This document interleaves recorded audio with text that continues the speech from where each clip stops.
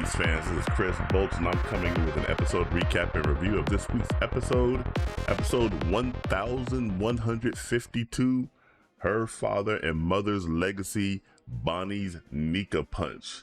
Now, before I do get into the content, do make sure you like, share, subscribe, turn on those post notifications, and jump down and leave a comment if you like. I always like reading your guys' comments because it always gets me thinking, whether positive or negative, just as long as you keep it positive and keep it respectful and civil. I always read your comments, especially the negative ones, because I like to always engage in debate. Now, as you can see right here, we're setting this up against the backdrop of a crying Nico Robin covering her eyes, and there's a reason for that, because at the beginning of this episode, we actually find out, go back 26 years to Punk Hazard, and you can see Punk Hazard is a much different looking place right now. It looks more warm and tropical. We all know what happened on Punk Hazard, where Aokiji and Akainu had their great epic battle, fire versus ice. Aokiji came out the loser of that battle, goes by the name of Kuzan now because he didn't want to serve under the tyrant Admiral Akainu. This is back 26 years ago. We see a Vegapunk, a youthful Vegapunk with his big giant head still attached, talking to who appears to be Cloud Clover, and we discover some secrets right here. Cloud Clover rather is asking Vegapunk to help him conduct some research on the Void Sentry, said that there's a lot of things that's going on during that time period, and Dr. Vegapunk, he's at this point in time, he's already become a government dog.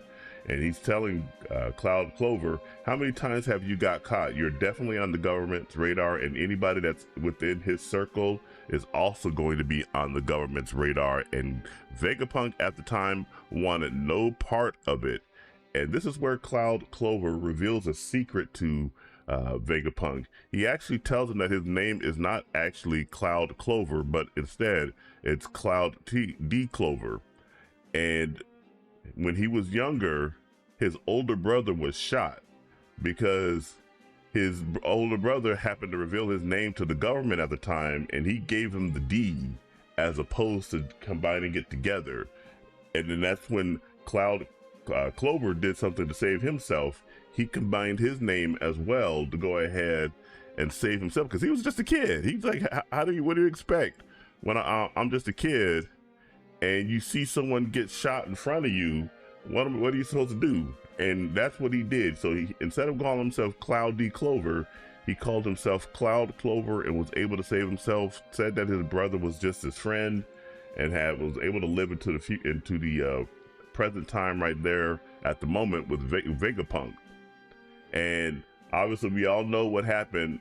Cloudy Clover, we'll go ahead and start calling him that because that's his name. Cloudy Clover went on to go to the island of Ohara, and not just even a few years later, they decided to go ahead and issue that buster call.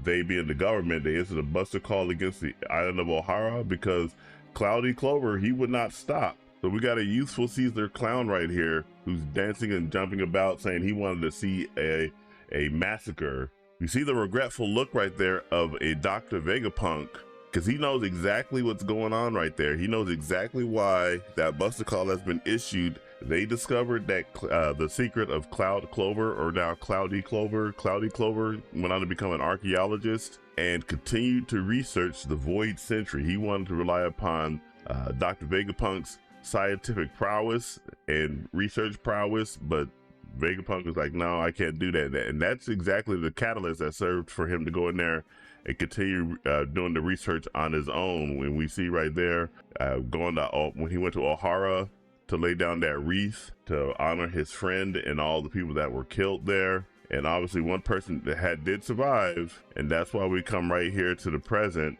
where Nico Robin is covering her face because she is a survivor of Ohara. They put a bounty on a young kid like that. At the time when we were watching, it's like, whoa, wait a minute, why would they put a bounty on the kid for such a lot of money? And over time, we've come to realize the reason why is because Nico Robin is associated with those archaeologists. She had all that information, and she's pretty much the only person that's still alive. Now she definitely is the only person that's still alive that has knowledge of the Void Sentry, or even pieces of it. and the government, she's going to become even more of a problem for the government going into the future. And now we are getting towards the tail end of this saga coming to an end for the Egghead Island arc, and the Straw Hats are still trying to make a plan to go ahead and escape. Before this right here, we saw that Zoro was insisting, why are they not trying to escape? Bakotsu rather, standing in front of them, and Lilith is telling them, no, we can't escape, because if we are even off our trajectory just a little bit, we will not make it into the ocean. We will instead crash into the island. And that's where Lilith comes in. She knocks out, or rather Atlas, she knocks out Lilith, and everybody's surprised by the action that she just did. But there's a reason why she did that. Lilith is going to go in there and sacrifice herself to make sure that they can go ahead and that the Straw Hats can go ahead and escape, because they gotta get off of that island as quickly as possible. All the Navy is still surprised seeing all these giant animals going about, seeing Fingshi, seeing Utsunade, seeing Sandworm, and they're fighting Emmett, the robot here. And Emmett continues to call Luffy Joy Boy, and Luffy can hear the voice of Emmett, but nobody else can hear his voice. Luffy is still wondering, who the hell is Joy Boy? Why do you keep calling me Joy Boy? But obviously Emmett knows exactly who Joy Boy is. He's been around for 900 years, and it's just they're both confused, but at the same time, Emmett says, "Nah, I gotta fight for you because I know exactly who you are. I'll stand in your stead against these guys so you guys can go ahead and escape." And this, then we just get treated to a big giant kaiju battle. It reminds you of the kaiju battles between Godzilla and Mecha Godzilla. We get a funny scene right here where Frankie, Sanji, and Luffy all are like, "Whoa, yes, he's getting ready to do a big giant robot thing." And like, well, sorry, nope. 900 years of rust just doesn't go away like that. And Sandworm collides into him. Frankie's like, of course it doesn't work. It's a 900-year-old weapon. Obviously that is correct. And then we go back over to the Thousand Sunny, the remainder of the Straw Hat crew. And this is where Lilith goes ahead and mounts her last stand against Bakotsu. York is having a laugh about all of this in a different part of the island, thinking that now that Atlas has shut off Lilith, so it kind of tricks. It will trick York into thinking that there's only 2 of them remaining, and Atlas is about to go fly off and do her duty to go ahead and save the Straw Hats, create that opening so that they can go ahead and escape. And it's not in vain, because the Straw Hats do end up escaping. We get this Kuda burst right here. We got the helmsman Jinbei flying that ship off the island. And one last thing, and it is tragic here because there's still not enough oomph to get them off the island, but this is where Atlas sets off one big giant blast to go ahead and create enough additional momentum to send them flying into the ocean. And we do see a little bit in this episode right here that even though she's blown up Bakotsu, and here's York, by the way, just celebrating this little evil blonde bitch. We see that it's not enough, because Bakotsu, he comes right back, that immortality that the Gorosei all have. But of course the broadcast is still not done, and all the Gorosei is going to be aiming to try to stop this broadcast by any means necessary. But that's going to prove harder than most to do. Saturn, however, has other ideas. He wants to go after Kuma and Bonnie. And by the way, this just sets up one of the most coolest duels in all of anime, in my view, because he wants this little girl dead. Saturn's coming after Kuma. Bonnie says, you know what? You have put me through so much pain. You put my parents through so much pain, and I'm not gonna take it anymore. She has this really cool transformation of herself, going from a kid into her Nika form, her imitation Nika form. And Luffy's like, you need to witness this. You ain't gonna touch this little girl. You are not gonna touch this little girl. She's gonna exact her justice on you. And this is actually Luffy standing back, and Luffy saying, no, you are not going to stop her. This is your fight, Bonnie. I'm only here for support, but this is you. This is all of you. And she's in her most free form, her imitation Nika form. You got Luffy there in the background. And as you're having this transformation going on, he just says, we got a real highlight right here of all the rare races that still exist at this point in time. That are all tied together. You see the Vegapunk saying the remnants of the rare races are constantly pushed forward to extinction due to the cause and effect of history. You got the Buccaneer right there, and then the next scene, you got the Phoenix user. He's one of the rare races. Land of the gods. I think he comes from he's from the Skypiea people.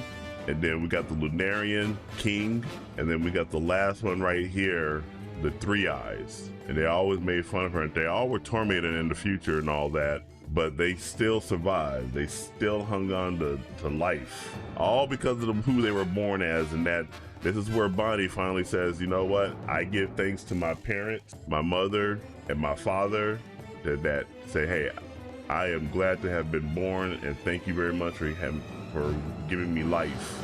And then we got this little site right here where it's a memory, obviously a heavenly memory, because her mother is dead, and then Kuma's basically dead because he's a cyborg. He's sitting there. He no longer has his memories. He's no longer human. They took him away, but they say thank you for being born. And then we get treated to the most coolest scene right here, where we got a team up between the Nikas. We got Bonnie right here getting ready to do her liberation Nika punch. Her eyes filled full of tears. Luffy's like in every minute of it, says, yes, let's go, let's get this. You got Saturn getting ready to leap into the sky to meet the challenge of going against Bonnie. That scene right there is just so great, so cool and everything.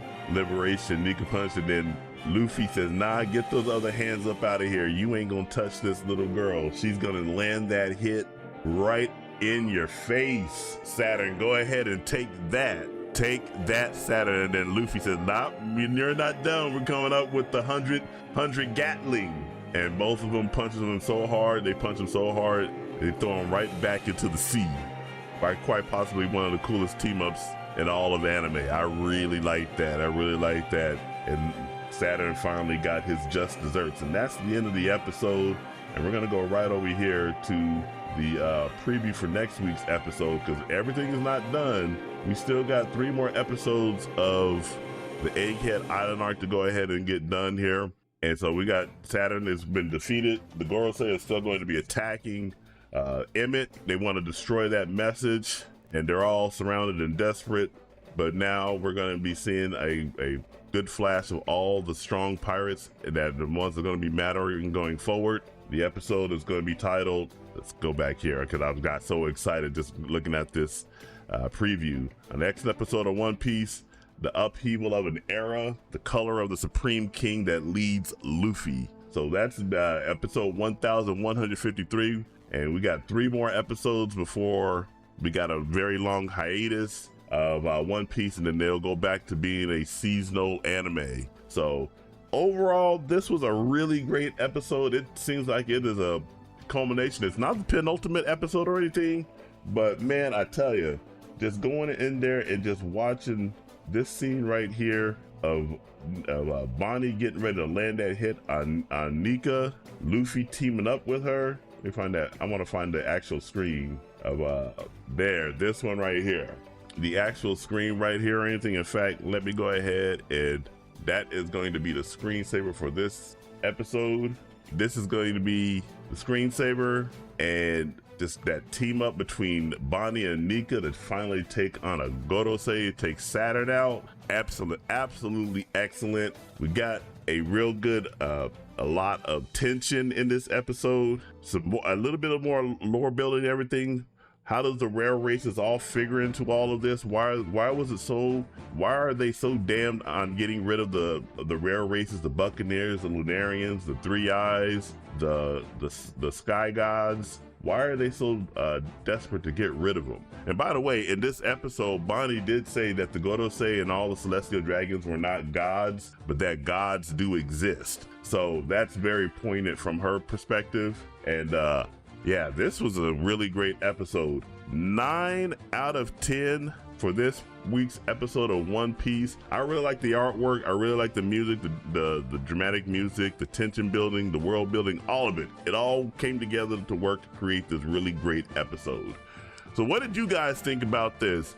Jump down in the comments and let me know what you guys thought about this week's episode. And make sure you do like, share, subscribe, turn on the post notifications. All that stuff really does help me out. And remember, this is Chris Bolt signing off, and I will catch you guys in the next video. Take it easy.